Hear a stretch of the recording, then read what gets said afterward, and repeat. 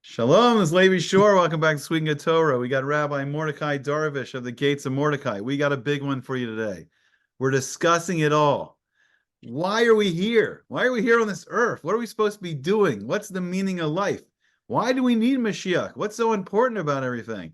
Why all these crazy world events? Why is everything happening? We got the big solar eclipse coming on Monday, Yom Kippur Katan. All these things are happening, and we're going to dig in deep to the philosophical questions. We're going to try to bring it down to earth. You want to get going here? You want to start off? What do you think? What's the meaning of life? Why are we here?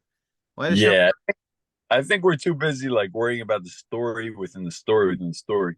But when we zoom out and we analyze really what the purpose of all life is God wanted to give good to humans, okay? And he wanted them to choose that good. So he puts them in a world full of evil and good. And he tells them, choose the good, and I will give you good for you choosing that good.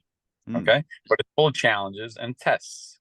Okay. When will I give you that good? When the game is over. As long as the game is still ongoing, you are till the day you die being tested. Hmm. Okay. And if people internalize this, then they can put context to their lives. Hmm. When they put context to their lives, then they're not worried about the day-to-day minutia. Yeah, it seems tricky. I mean, we got two worlds we're dealing with. We got Olam Hazeh, this world that we're living in, and then we got the future world, Olam Haba. Like how this world's going to transform. But right, we get caught. It's very tricky because we really want a good life in this world for sure, and then it'll be nice if we have a good life in Olam Haba. Because like people are caught up in like, well, I want a big, beautiful house. I want a beautiful wife. I want beautiful cars. I want beautiful kids. I want that Harvard education.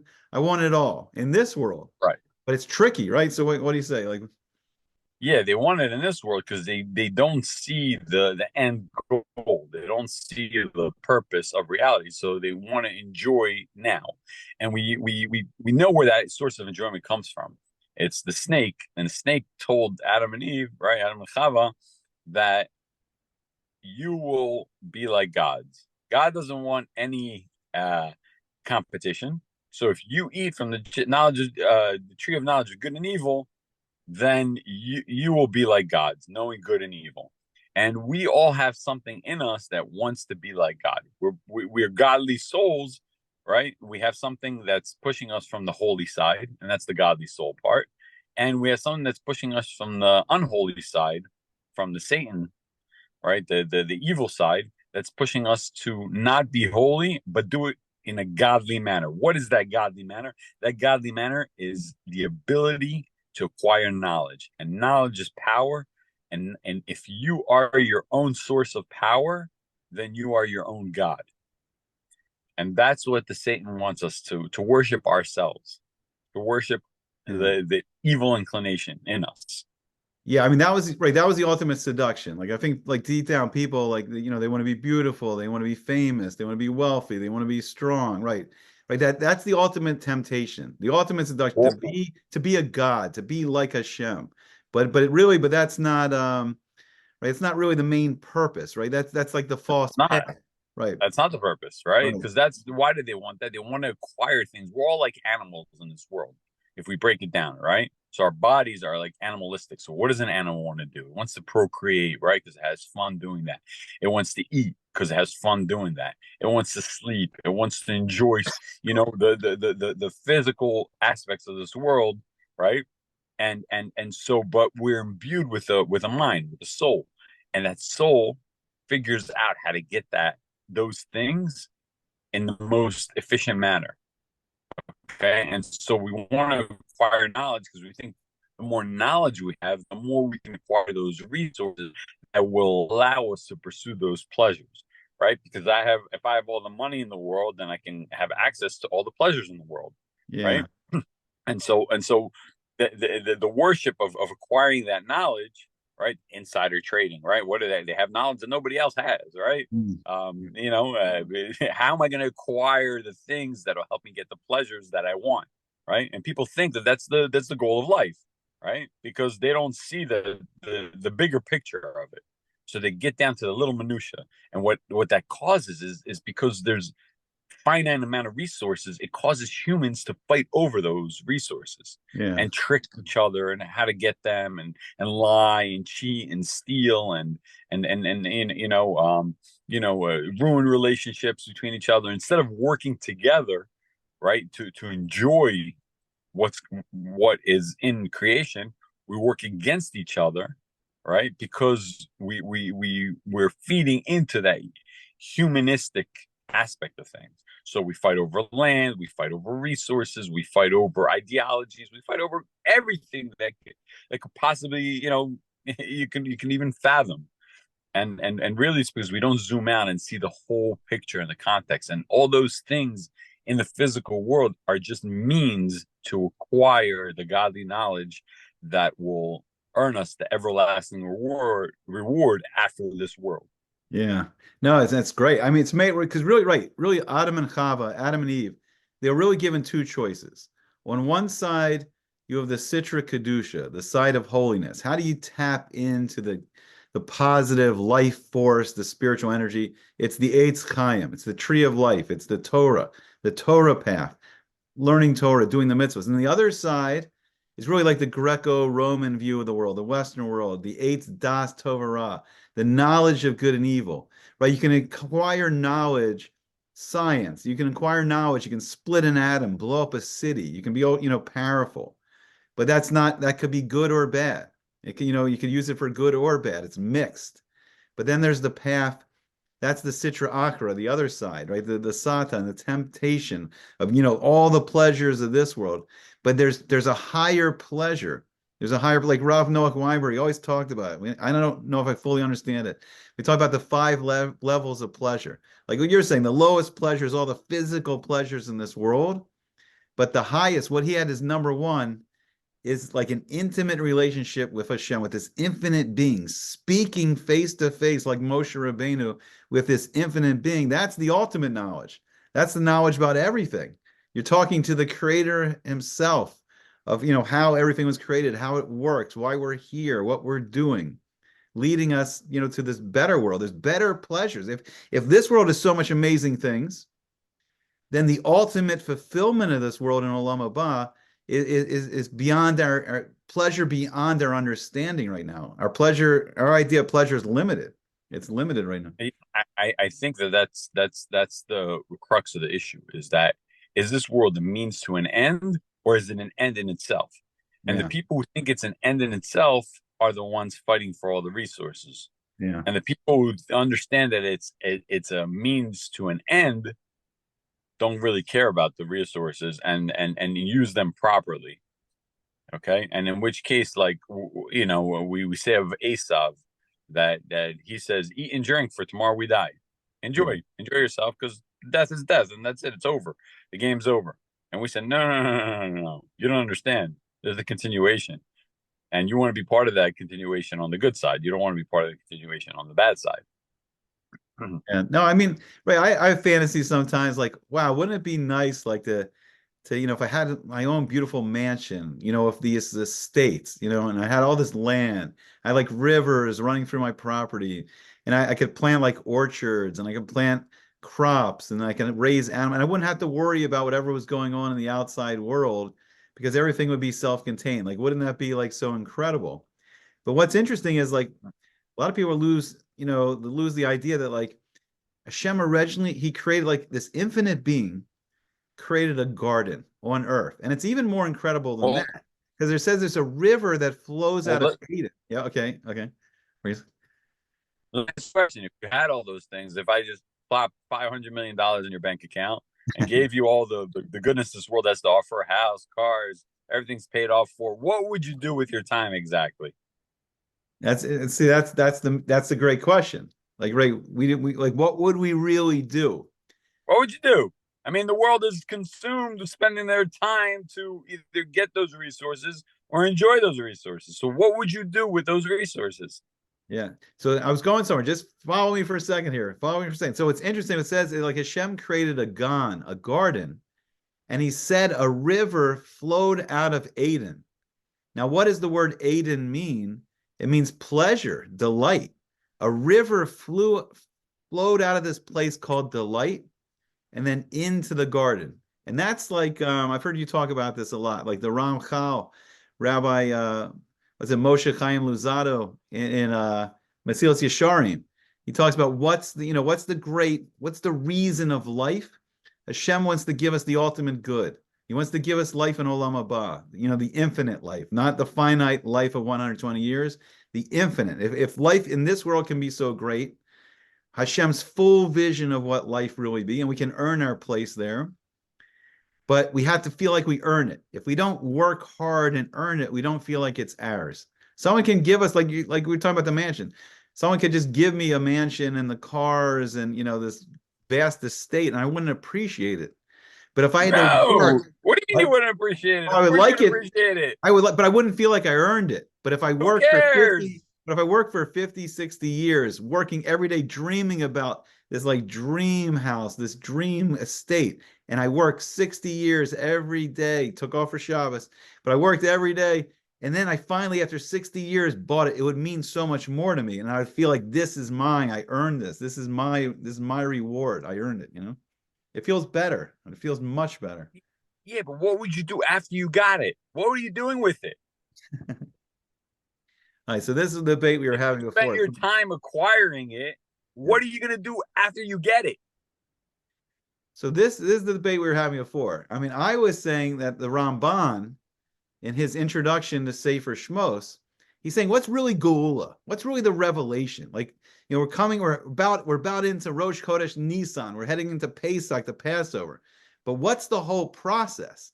And the Ramban, he says, it's not just Hashem taking us out of Egypt. It's not just breaking our constraints. Like you're saying, like if we had money, we would break our constraints. We could do whatever we wanted. It's not just going through the Yam Suf and watching the miraculous destruction of our enemies. It's not just the elevation of the 49 days of Sefiras Omer and standing at the bottom of Mount Sinai and listening to this infinite being speak to us and give us the Torah. The Ramban says, until we build the Mishkan or the Beis HaMikdash, until we build the temple in Jerusalem, and the Shekhinah of Hashem is living in the midst of us, then we haven't seen the revelation of Hashem. Unless we're living with this infinite being, that's it. That's the ultimate. But that's the story within the story. Okay, what so is the point of that? Okay, good. So you dig it out. I'll give you the hard question. So what's the meaning of it all? The story within the story is, yes, God disguised himself within nature, right? And he wants us to bring it out and reveal it. That's our job in this world. But our job is only to go get the reward, right? We're not here to live in this world. We're here to leave this world. It's a corridor to the next world. We're just passing through, right? And if you just make this world the main goal, right, then what's going to happen when you die after 90 years? Somebody died yesterday. What was the purpose of their life, right? God wasn't revealed, so their life was a failure. You understand? Like, it's a story within the story. You got to zoom out, because when we zoom out, everything is trivial. Nothing matters that much. We're not anxious. We're not depressed, right? We're happy with every little pleasure that we can get, because it's passing. Let me ask you a question. You think the most scrumptious meal tastes the same when you're 20 as when you're 90? You really think that? If the whole purpose is for the pleasure, right? Then what happens when you age? Right? Why did people come up with Viagra? What do they need that for? Because it's not the same, right? When you're 90, when you're 70, when you age, things aren't the same. So if your whole goal is the pursuit of pleasure, it's futile. You're not going to get the same pleasure as you age. And in which case, what did you do? You spent your time acquiring resources to get the pleasure that's going to decline as you age. So you spent that time that you could have done something else, the ultimate goal, with a temporary goal, and you made it the ultimate goal. And in which case, let's fight, right? Oh, you took my land. Oh, you took my money. Oh, you took my resources. People kill each other for money, right? People kill each other for resources. They don't just fight and call it a day, right? They kill each other. They actually murder. They do the most heinous things in the world. For what? Right? And that's what we talk about when we talk about zooming out and not worrying about the minutia of the wars in the Middle East, the wars in Europe, right? The tribal wars wherever they're at, the political wars wherever they're at, the familial fights within the household. What are you guys exactly fighting over? Mm, Oh, I didn't come. Oh, you didn't come as close to God as you possibly could. Is that what we're fighting over? mm. You didn't earn as much as you could have in the next world, right? We don't fight over that, right? Because that's the good side. You can't fight over that. You're an idiot if you fight over that. So I'm gonna raise you on here. I'm gonna take what you're saying. Yeah, So right, so it says you're saying right, it says in Pirkei Avos what you're saying. This world just the hallway, the main room, the main party, the banquet. That's Olam Haba. We're just preparing ourselves. But I'm gonna raise it with this. So then why do we need Mashiach? Right? Why do we need Mashiach? Why do we need this king to come? And I'm gonna say this. I'm gonna say because it's tricky, because we kind of only know this life. And the idea of living this whole life for a better life is a very tricky concept when we get lost here in this world. And we need a king. We need someone that has the wisdom and the clarity to lead us all out of the hallway and lead us to the main party room, lead us to the real banquet. Because we get lost in this hallway. We make this hallway as nice as we can. Oh, I want to get the best car to drive down this hallway. I want to live in the best house while I'm walking down this hallway. I want to eat the best food while I'm walking down this hallway. And we forget that there's the real thing. The real palace is where we're trying to get to when we're stuck in the hallway. And we need the Melech. We need a king to lead us to the real Melech, to the real throne room, to Hashem, the Melech Malchei Malachim, the King of Kings. So we need a human king to lead us out of the hallway because we get lost here. exactly. Right. That's exactly the point. That's why we want Mashiach. Mm. Not so our troubles will be, dissipated. Just lead us the right way, to lead us into the right direction. Lead all humanity. Us. We're talking about all humanity, all religions. Every person is the son of Adam, Ben Adam, right? And to lead us to the promised land, so to speak. But the promised land isn't here. It's on the other side after the year 6000. No, and I think what you're saying, this starts to really illuminate like what's going on in the world right now. Like for instance, we're having this big solar eclipse on Monday, right? It says in Masechta Sukkah that it's like the mashal is like there's a king and he throws a big banquet, a party for his servants, and he puts a beautiful lantern in, and then he gets angry at the servants and he orders another servant to take away the lantern, right? So it's like, right, Hashem's like he's showing us this solar eclipse and he's saying, wake up, stop getting lost, follow the real path, follow the path to me, to the real palace, to the real gourmet feast. Like, and then as a special feast that Hashem has planned for all the Siddiqim in Olam Haba, this meal of like the fish course is the Leviathan, this special sea dragon that lives in the depths of the ocean. And the Shor Habor, the behemoth, this meat course, like steaks, like no one's ever tasted. And that's just the physical rewards in this world. This great Suda in the Sukkah, the skin of the Leviathan. But there's even greater. There's the spiritual rewards. There's rewards that can't fit into the physical world. And we don't quite understand it, but we understand physical rewards. We understand how fun it is to drive like a Lamborghini, or like a beautiful sports car, or live in a nice house. We understand the physical pleasures. And there is sign for us. There is simon to help us understand that there's greater pleasures out there. There's the spiritual pleasures. And it's confusing. So Hashem's given us the Torah, given us the mitzvos, and the mitzvos are like little lamps that are lighting up the pathway so we can find our way out of the hall into the palace. Like Hashem's lit up the path for us so we can follow it. Yeah, anybody who wants to open up their eyes, can and see that. But the question is, will they, and are they going to do that? The Zohar has uh, interesting way of saying it. Einayim lahem v'lo yirau. Like they have eyes, but they can't see. All right. And what does that mean? Like you see the physical, but you don't understand what's behind the physical.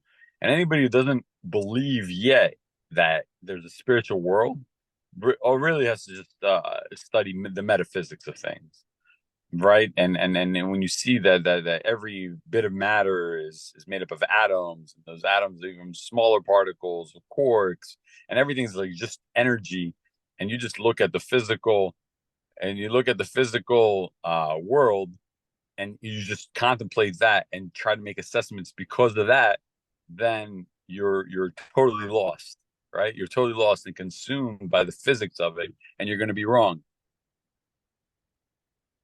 Yeah.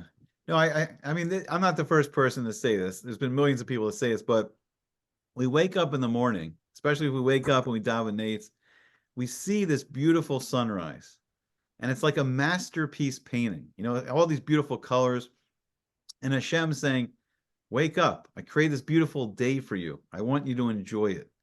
Right? And there's all these animals all around. Like, we're really blessed here. Like, my neighbor feeds the birds. So we have all these amazing birds flying around and singing their song. Like, it's like what's called the famous book, the Parak Shira, how all of creation sings a song of thanks to Hashem. And sometimes we get lost. We're not singing our great song to Hashem. Like, if we really appreciated how great, Well, uh, why do we get lost? because it's like you say, I need a steak, I need the Orioles to win today, I need this, I need that, everything I want, like those Because animal I'm desires. the only thing in creation that could delude myself to thinking that I'm something else. Yeah, A cat doesn't delude itself to thinking it's a dog, yeah, right? And not vice versa. The sun doesn't think it's the moon doesn't think it's the sun, right? The tree doesn't think it's water doesn't think it's a tree. We're the only ones who can act, yeah, right? We're the only ones who can delude ourselves into thinking we're animals when we're really godly beings. yeah. And so we act in accordance with our bodies, our animal instincts, as opposed to our higher godly soul. Right. And right, I think I would get lost if we really felt like, if we understood Hashem's love for us, we wouldn't worry. Like, I love that famous midrash that says, like, did you ever see, like, I forgot the exact thing, but it's like, did you ever see a fox working as an accountant, or did you ever see, like, a dog working as a shopkeeper? Meaning, like, the animals are never worried. They live out in nature and Hashem feeds them. They're not worried. They don't have jobs. They don't need a college degree from Harvard.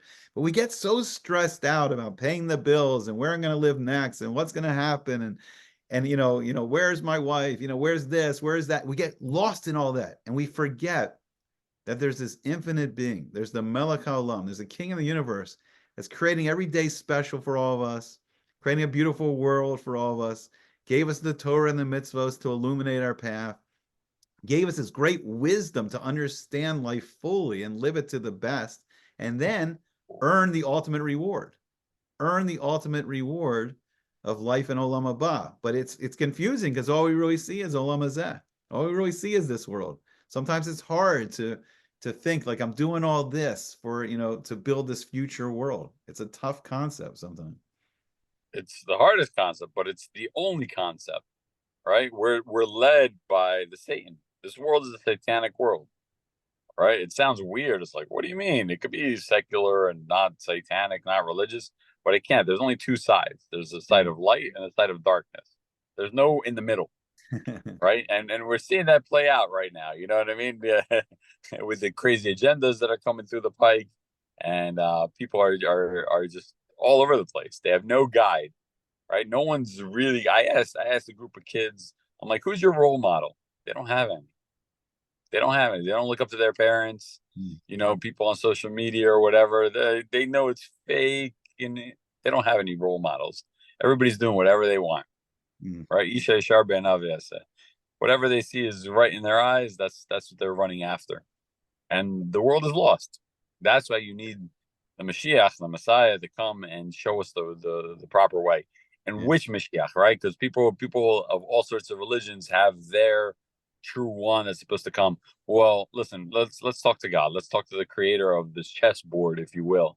called the world, right? And who does he say it is?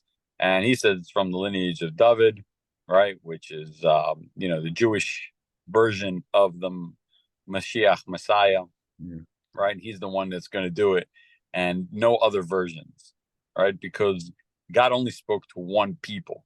He didn't speak to individuals and told them to go out and broadcast the message, whether it's through war, which was done by Islam, or through peace and love, which is done through other godly figures, if you will, Yeah. right? Superhuman figures. No, I think you said something beautiful before. I think it's from a sect of Sukkah. You're saying like if the nations of the world truly understood how when the Jewish people learn Torah and do the mitzvos, how it brings blessing into the world and how it elevates the whole world, like they would help us. Like there wouldn't be anti-Semitism. They would be encouraging us. They'd be like, here, please learn some Torah today, do some mitzvos so we can see more blessing into the world. But like the whole Right. world's like an We're illusion. Like right. children, We're called to light onto nations. What does that mean, light onto nations? In addition to teaching them the proper way, because God taught us the proper way, it's to we bring down the light which illuminates the whole world. So if the nations of the world knew that we did that, then they would foster that. yeah.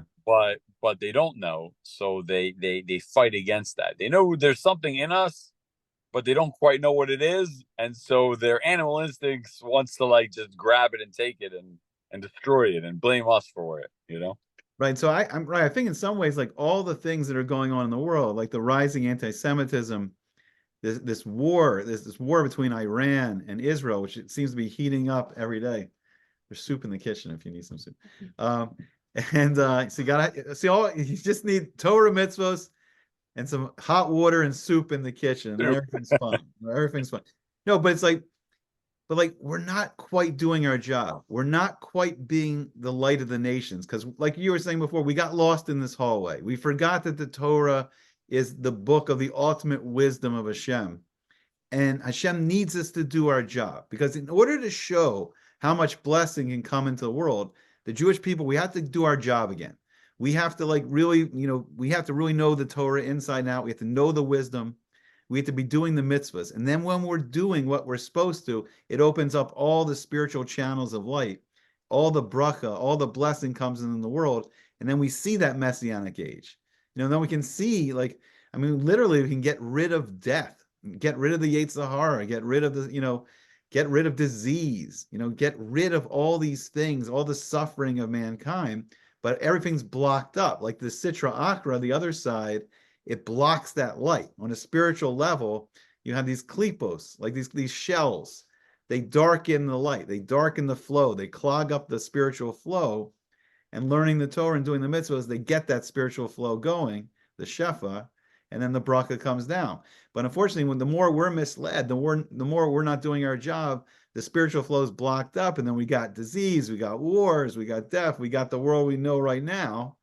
But this world can be so much more. This world can return to the state of Gan Eden, the garden of delight, the garden of delight, and this whole world's supposed to be the garden again. It's supposed to be the paradise, but we got to do it the way Hashem, gave the instructions say to do it. How do we do it?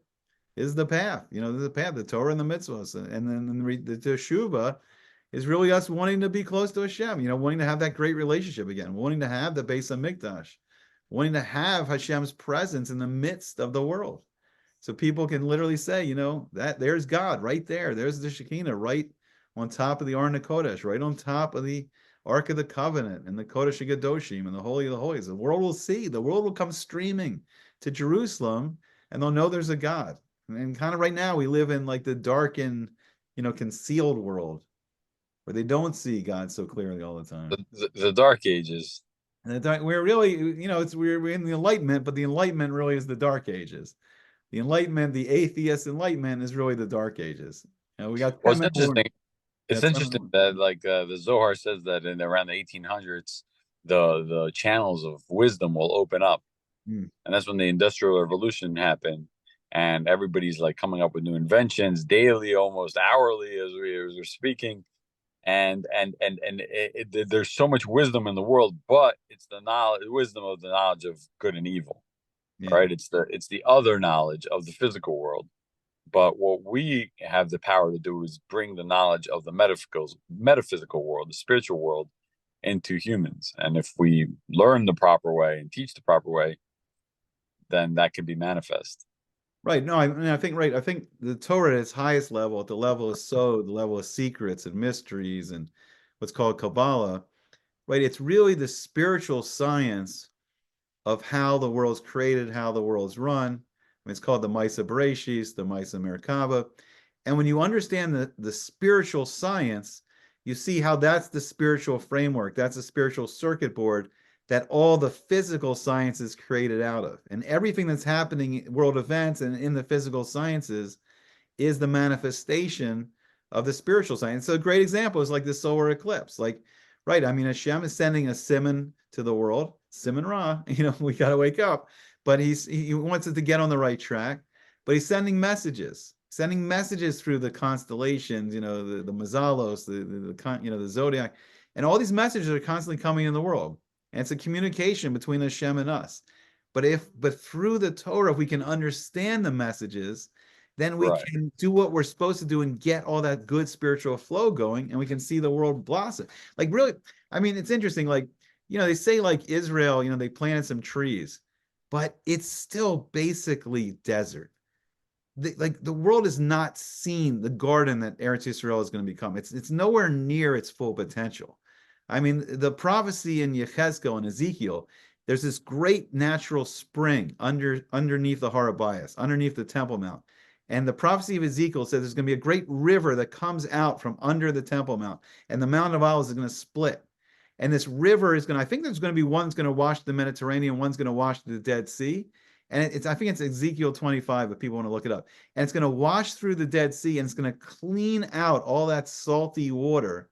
And that's going to become a fertile land again. And then it's going to go also to the west through the Mediterranean. It's going to clear out all this salt. And the land is going to blossom like people have never seen. Like really, it's going to be a garden. It's going to be as beautiful, if not more beautiful, than like Malibu, like California, like Big Sur, like, the Pacific Coast Highway, in California is one of the most beautiful places right now. But we barely touched the full potential of Eretz Yisrael and the full potential of how green and lush the world will be. We're barely there. We barely tapped the potential of what this world can be. Right. Again, like where are people focused? They're not focused on the goal. They're focused on the means, and they're making the means the goal. And so they fight over the means. And I mean, once we focus on the goal, the next stage, when we leave this place, then we can start living in this place. And you start enjoying everything for what it is, right? And not fighting over it. Do you subsist with water, or do you need orange juice? Are you good with bread, or do you need lasagna? Yeah. Right? Like, what do you need to keep you going? No, it's like we were talking before. Like everyone's chasing after the fool's gold. But yet, like Shlomo HaMelech, King Solomon, he described the Torah as silver apples inside a golden bowl. Or no, I'm sorry, it was golden apples. It was golden apples inside a silver bowl. Even the outer layer of the Torah is this precious, valuable thing. But then when you look even deeper into it and see like the highest levels of the Torah, you see they're really golden apples hiding inside the silver bowl. It was even more valuable than you thought. Like the deeper you dig into it, the wisdom is deeper than you could possibly imagine. And then the bracha can brings the people's lives, just but we barely tapped in the potential. And that's why we mean Mashiach. We're wandering around lost in this hallway. And even when we have the Torah, we still don't fully get it. We don't have the clarity. We're so distracted by everything happening around us. We're not really tapping in yet as deep as we can and getting the clarity of what it's really saying. Like we're barely understanding, what it's saying. We need that great teacher again, like we had in the days of old. Where we have like a Moshe Rabbeinu, we had someone that could explain every letter, every aspect of the whole Torah. Yeah, that's what we're striving to. I mean, the people who know, the people who don't know, they're just lost. But hopefully, So hopefully we stop being lost pretty soon because humanity's in the midst of blowing itself up. we're barely holding on. I mean, that's really deep concepts. I don't have much more. You have anything final you want to say, or Nah, just like as we always say, just keep learning. Like, like you're not on this earth to just be a better animal than you were yesterday. right? Right? Just keep learning and add to your knowledge, and eventually you'll stumble upon the truth. Right? And eventually get in touch with that godly soul, so we understand that we're Tselem Elohim. We're a soul that's in the image of Hashem. We're in the image of the 10 Sephiros, that we are really a neshama, we're really a soul inside a body, and we have great potential of what we can be, right? We can get past these worldly desires that are distracting us, and we can go for the higher spiritual, wisdom and connections, and we can bring our lives to something bigger, fuller, more meaningful in this world, to something more blessed, more meaningful, full of all Yeah, the. stop fighting over these resources. Stop it already. It's annoying. All right, so we'll leave it there. I didn't say it at the beginning, so if you're still around, help us out, like, share, and subscribe. Tell all your friends about it, and let's get this going. Let's get into the palace already. Let's get out of this hallway. All right, we'll see you soon.